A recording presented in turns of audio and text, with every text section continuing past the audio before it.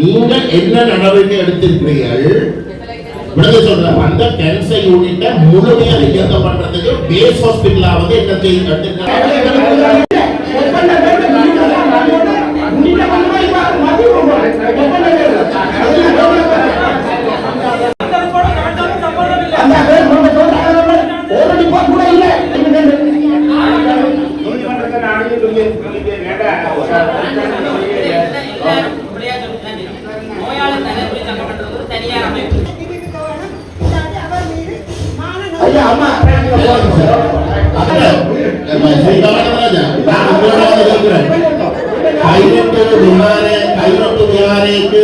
சட்டவிரோதமாக வந்து காணிகள் தனியார் காணிகள் எல்லாத்தையும் பறித்து சொந்த தாய் பாதிக்கப்பட்டு தெல்லிப்பட ஹாஸ்பிட்டல்ல இருக்கு. ஒரு நாள் கூட பார்க்க போறீங்க, ஒரு புற்றுநோய் நோயாளிக்கு ஒரு நெஞ்சு நோய் வரும் பொழுது அப்புறம் அடுத்த வைத்தியசாலையை கொண்டு வரும் என்பது பாரிய சிரமம். காணி வெடிப்பு விடயம் வந்து உண்மையிலேயே இது பாதுகாப்பு அரசியலுக்கு சம்பந்தப்பட்ட விடயம்.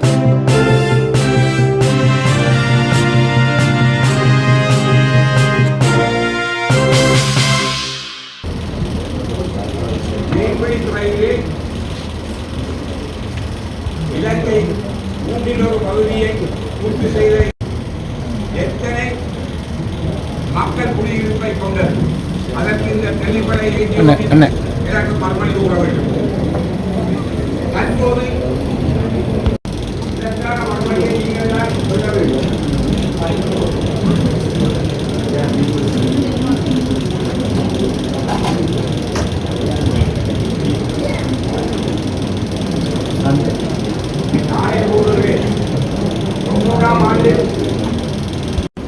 வாங்கல் 251 542 குடும்பங்கள் அங்கத்தவர்கள் 1908 அங்கத்தவர்களை கொண்ட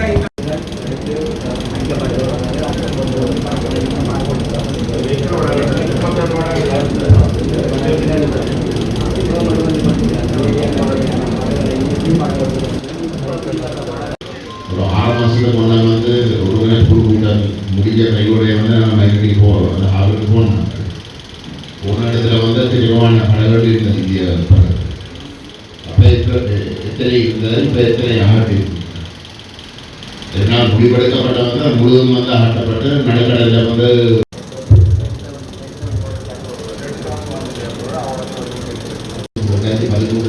பண்ணப்பட்டேன். ஆனால் அதுக்கு பிறகு கிட்டத்தட்ட 3000 மீட்டர் உள்குடியேற்றம் நடைபெற்று இருக்கிறது. ஆனால் கெசட் பண்ணது வந்து அது மாற்றப்படும். இல்லாமல் வந்து முந்தின 3000 மீட்டருக்குள்ள வந்து கிட்டத்தட்ட 20 விதமான நிலத்தை வந்து இராணுவ சேவைக்காக பயன்படுத்தாமல் வந்து விவசாயியான மக்கள் வியூக செயல்பாடுகளுக்காக பயன்படுத்து. அப்போ இன்னொரு இடத்துல வந்து திருப்பி கொடுக்கப்படணும். ஏற்கனவே ஏவியேஷன் நிறுத்தியாளர் அந்த ஸ்டேட் 1 2 3 இந்த வழியில பலாரோட்ட கிழக்கு பக்கம் காணி வராது. பலாரோட்ட மேல 248 வந்து ஏர்போர்ட் அபிவிருத்தி பிளான் பண்ணி இருக்கு ஸ்டேஜஸ். அதில் முதலாவது வந்து ஏற்கனவே முடிஞ்சிருக்கு. அதாவது ரன்வேலேயே 900 மீட்டர்ஸ் ரீசர்ஃபிங் வந்து செய்வார். அதில் தான் இப்போ ஏர்போர்ட் ஓடுது. எல்லாருமாக திருத்தினம் என்றால் வந்து மிச்சம் ரன்வேஇந்த 2300 மீட்டர்ஸ் தான் படாதை ரன்வே இப்போ இருக்கிற ரன்வே. அதில் 900 மீட்டர்ஸ் தான் ரீசர்ஃப் செய்திருக்கு. அந்த மிச்சத்துக்கு வந்து செய்தாலே வந்து A320 ஏர்கிராஃப்ட் வந்து லேண்ட் பண்ணலாம். அப்போ அந்த ரீசர்வீசிங்க்கு நாங்கள் இந்தியன் ஹைகமிஷனோட அந்த கதையில் நாங்கள் வந்து ஹைகமிஷன் சொல்லியிருக்கோம். பிராண்டாவை வந்து நாங்கள் வந்து செய்து கொடுக்கல சரிதானே. அப்போ நாங்கள் A320 வந்தாலே எங்களுக்கு வந்து குழு கூட கம்ப்ளீட் பண்ண தேவையில்லை. எங்களுக்கு வந்து ஒரு ரீஜனல் இடத்துக்கு வந்து சர்வீஸ் பண்ணக்கூடிய வகையில் வந்து ஏர்கிராஃப்ட் லேண்ட் பண்ணாலே மிட்ஈஸ்ட்ல இருந்து சிங்கப்பூர்ல இருந்து இந்தியா டெல்லி பக்கத்தில் இருந்து வார யாத்திரை வந்தாலே வந்து தமிழ்நாட்டில் புலம்பெயர்ந்தவர்கள் எல்லாரும் வந்து போகக்கூடிய வசதிகள் எல்லாமே இருக்கு. அப்போ இந்த ஆணி சுயரிக்கின்ற பேரில் இப்படி உயர்குடியேற்றங்களை வந்து தொடர்ந்து வந்து சாமிக்கிறாங்க சொல்ல வேண்டும். இந்த வழியில் வந்து ராஜவம்ச காலத்தில் வந்து எல்லாமே மிலிட்ரி போனத்தில் வந்து பார்த்த காலத்தில் வந்து எடுக்கப்பட்ட முடிவுகளில் இருந்து நாங்கள் முதலாக செய்கிறாங்க. இங்கே இருக்கிற மக்களை வந்து செகண்ட் கேஸோட வந்து நான்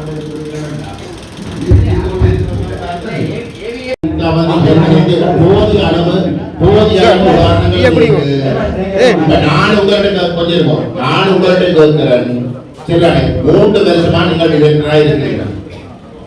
அந்த கேன்சர் யூனிட்டை வந்து முழுமையாக இயங்குறதுக்கு நீங்கள் என்ன நடவடிக்கை எடுத்திருக்கிறீங்க? இல்ல நீங்க சொல்லுங்க. அது சக்சஸ் ஆகணுதோ இல்லையோ இரண்டாம் கட்டம். சக்சஸ் ஆகணுதோ இல்லையோ இரண்டாம் கட்டம். நீங்கள் என்ன நடவடிக்கை எடுத்திருக்கிறீர்கள்? விடுதலை சொல்ற அந்த கேன்சர் யூனிட்டை முழுமையாக இயக்க பண்றதுக்கு பேஸ் ஹாஸ்பிட்டலா வந்து என்ன எடுத்துருக்கான்னு சொல்லுங்க.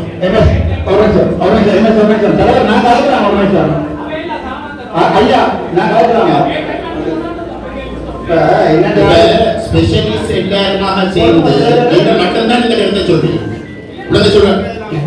தெல்லிப்படையில இருக்கக்கூடிய ஸ்பெஷலிஸ்ட் எல்லாருமா சேர்ந்து டாக்டர்ஸ் மேல் சேர்ந்து நீங்கள் மட்டும்தான் டிரெக்டர் இந்த இடத்தை சொல்றீங்க. அப்படின்னு சொல்றீங்க. அரசாங்கத்துக்கு வந்து ஒரு தேவை இருக்கு. சென்ட்ரலுக்கு கொண்டு வரலாம். இந்த அரசாங்கம் மட்டும் இல்லை, இந்த அரசாங்கம் மட்டும் இல்லை, முழு அரசாங்கத்துக்கு வந்து ஒரு தேவை இருக்கு. மாகாணத்தில் இருக்கக்கூடிய ஹாஸ்பிட்டல்ஸ் எல்லாத்தையும் மத்திக்கு கொண்டு போறதுக்கு, பள்ளிக்கூடங்கள் எல்லாத்தையும் மத்திக்கு கொண்டு போறதுக்கு வந்து இதே மட்டும் இல்லை, இதுக்கு முதல் இந்த அரசாங்கங்களுக்கு இருக்கு. அப்படின்னு சொல்றேன். இப்ப நாங்கள் உங்களுக்கு ஹாஸ்பிட்டல வந்து மத்திக்கு கொண்டு போகாமல் கேன்சர் ஹாஸ்பிட்டல முழுமையா இயக்கிறதுக்கு உங்களுக்கு சொல்லுங்க. எடுக்கிற முடிவுகளை குழப்பாமல் டிரெக்டர் எடுக்கிற முடிவுகளை குழப்பிக்கொண்டு இருக்காமல் உங்களுக்கு எதிராக வந்து இருக்கிற குற்றச்சாட்டு இருந்தான். உங்களுக்கு சொல்ற அங்க இருக்கிற முழு ஸ்பெஷலிஸ்ட் வந்து உங்களுக்கு எதிராக வந்து போர்படி அப்படின்னு சொல்ற. ஆகவே தயவு செய்து நீங்கள் சொல்லுங்க. இந்த ஸ்பெஷலிஸ்ட் எல்லாருமா சேர்ந்து கேட்டிருக்கிறதுக்கு பதிலா உங்களுக்கு ஒரு திட்டம் இருக்கிறால் அந்த கேன்சர் ஹாஸ்பிட்டல முழுமையா இயக்க பண்றதுக்கு வந்து பேஸ் ஹாஸ்பிட்டல வந்து மத்திக்கு கொண்டு போகாமல் விடுதலை சொல்ற தெளிவாக கொள்ளுவோம். பேஸ் ஹாஸ்பிட்டல மத்திக்கு கொண்டு போகாமல் ஆனா அதே நேரம் இந்த கேன்சர் ஹாஸ்பிட்டல முழுமையா இயக்க பண்றதுக்கு திட்டத்தை இன்றைக்கு சொல்லுவோம். நாங்கள் ஃபுல்லா வந்து ஒரு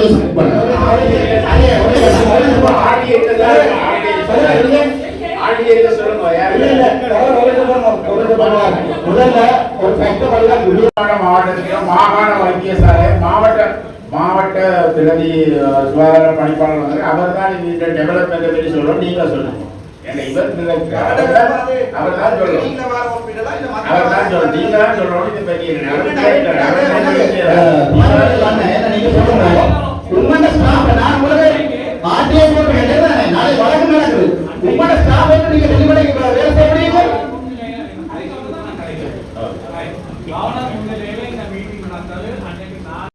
அந்த ஹாஸ்பிட்டல்ல லைன் யூனிவர்சிட்டி இருக்கிற டாக்டர் மேல வேலை செய்றீங்க. ஆனா போற ஒரு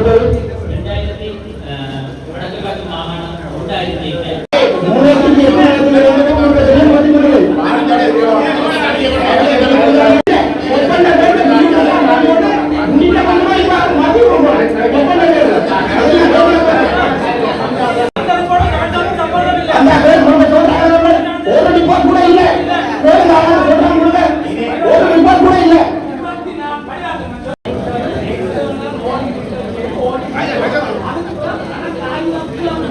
சும்மா நீங்க ஆளாளுக்கு எழுதி போட்டு கொடுக்க ஓடிட்டீங்க. எங்களுக்கு தெரியும் முடிஞ்சல என்னன்னு.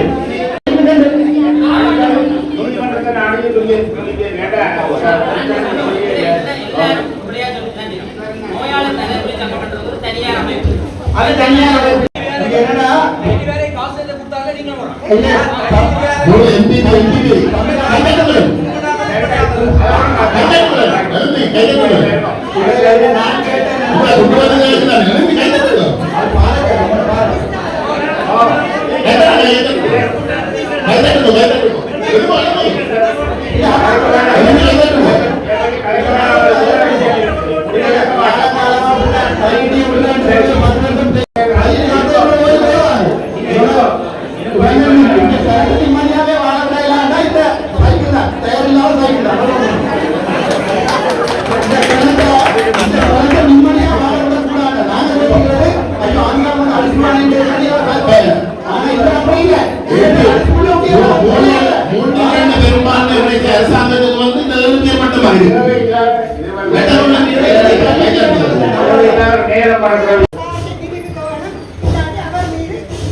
ஐயா அம்மா அதை நீங்க செய்வாங்க நீங்கள் எல்லாருமே வேலை தைரிய போட்டாங்க கதைச்சு விடுறோம் வெய்யால அலங்கிறதுக்கு ரெடியாண்டதை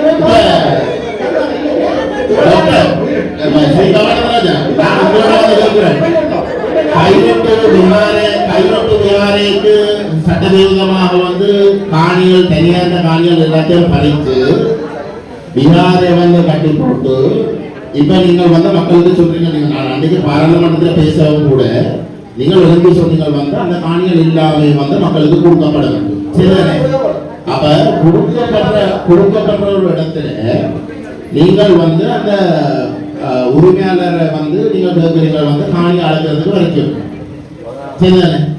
அப்ப அந்த உரிமையாளர் போய் உங்களிடம் வந்து கேட்கிறோம், உங்களிடம் இருந்தா நிர்வாகத்தில் இருக்கிறாங்கள்ட்ட வந்து கேட்கிறோம், எங்களுடைய காணியை எங்களுக்கு நாங்கள் திருப்பி எடுக்கிறதுக்கு விருப்பம். வேறு இருக்க முடியாது, அதுக்கு தான் கூட விருப்பம். அதே கேட்கிறோம், என்னடா அதுக்கு ஒரு அனுபவம் இருக்கு. அந்த காணி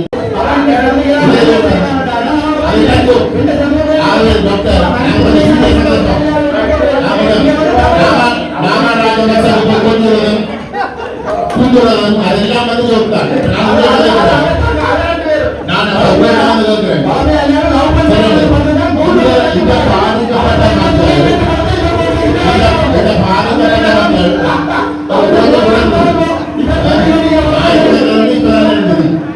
இந்த பாதிக்கப்பட்ட மக்கள் வந்து உங்களிடம் வந்து கேட்கிறாங்க.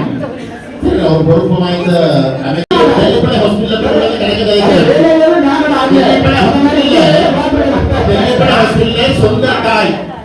சொந்த தாய் பாதிக்கப்பட்டு டெல்லிப்பட ஹாஸ்பிட்டல் இருக்கு.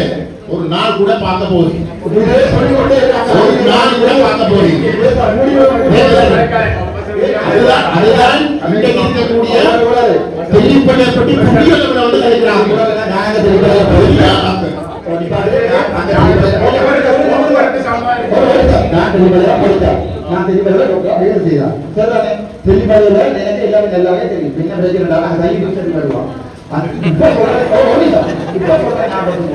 அந்த விகாரைய உடைச்சு கொடுக்கிறது இந்த அரசாங்கம் தான். அந்த விகாரையில் இருக்கிற ஒரு சொட்டு இடத்தை மிச்சப்படுத்தி கொண்டு சுத்தி இருக்கிற ஆணையை கொடுத்து அந்த விகாரைக்குரிய கம்பன்சேஷன் கொடுக்கிறது தான் யதார்த்தமான கதை. அதை யாராவது சொல்லுங்க, விகார உடைக்கிறது போட்டோ போட்டு உடைக்கப்பட்டு வாங்கலாங்க. இல்ல இல்ல நீ கொஞ்சம் யதார்த்தமா நான் சொல்றேன்.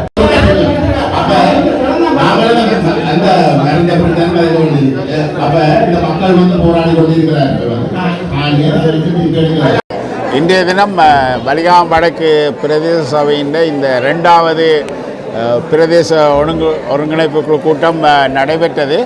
இது வந்து நாங்கள் உண்மையிலே இந்த கூட்டங்களை நடத்துகிறது இந்த பிரதேசத்தினுடைய முக்கியமான அபிவிருத்தி மற்றும் மக்களின் நாளாந்த சேவைகளில் இருக்கிற விவரங்களுக்கு ஏதாவது தடை இருந்தால் அதுகளை ஏற்படுத்தி ஒரு ஒருங்கிணைப்பை ஏற்படுத்துவதுதான். எனவே அந்த முறையிலே இந்த கூட்டம் நடைபெற்றது. இதிலே மிக முக்கியமான சில விடயங்கள் நாங்கள் இன்றைக்கு தீர்மானங்களையும் எடுத்திருக்கின்றோம். முதலாவதாக இந்த எங்களது காணி சம்பந்தமான விடயங்கள் மற்றும் இந்த பாதைகள் சம்பந்தமான பாதுகாப்பு படையின் சம்பந்த விடயங்களை நாளைய தினம் நடைபெற இருக்கின்ற மாவட்ட ஒருங்கிணைப்பு கூட்டத்தில் நாங்கள் அது தொடர்பாக மேலதிக நடவடிக்கை எடுக்க இருக்கின்றோம். அத்துடன் இந்த தெல்லிப்பளை வைத்தியசாலை தொடர்பாகவும் நாங்கள் இதை பற்றி இன்று ஆராய்ந்தப்பட்டது. அதில் இந்த தெல்லிப்பளை வைத்தியசாலையின் புற்றுநோய் பிரிவையும் ஆதார வைத்தியசாலையும் சேர்த்துத்தான் நாங்கள் மத்திய அரசாங்கத்துக்கு கொடுப்பதாக நாங்கள் முடிவெடுத்திருக்கிறோம். ஏனெனில் ஒரு வைத்தியசாலை இயங்குவதற்கு தேவையான எல்லா சப்போர்ட்டிவ் சர்வீஸும் இருந்தால் தான் அந்த வைத்தியசாலை முழுமையாக இயங்க முடியும். அந்த வகையில் ஒரு புற்றுநோய் நோயாளிக்கு ஒரு நெஞ்சு நோய் வரும் பொழுது அப்புறம் அடுத்த வைத்தியசாலையை கொண்டு வரும் என்பது பாரிய சிரமம் என்றபடியால் நாங்கள் எல்லாத்தையும் சேர்ந்து ஒன்றாக எடுப்பதற்காக நாங்கள் ஏற்கனவே சுகாதார அமைச்சரோட கதைச்சு அவர் இதுக்குரிய அனுமதியை தரும் பட்சத்தில் தான் தொடர்ந்து அந்த வைத்தியசாலையை முற்றாகவே மத்திய அரசின் கீழ் கொண்டு வருவதற்கு அவர் இணங்கியிருந்தார் என்ற வகையில் நாங்கள் அந்த முடிவை எடுத்திருக்கின்றோம். அதை நாங்கள் சுகாதார அமைச்சருக்கு தெரியப்படுத்தி இந்த வைத்தியசாலை விரைவில் மத்திய அரசாங்கத்தில் கொண்டு போய் இருக்கின்றோம்.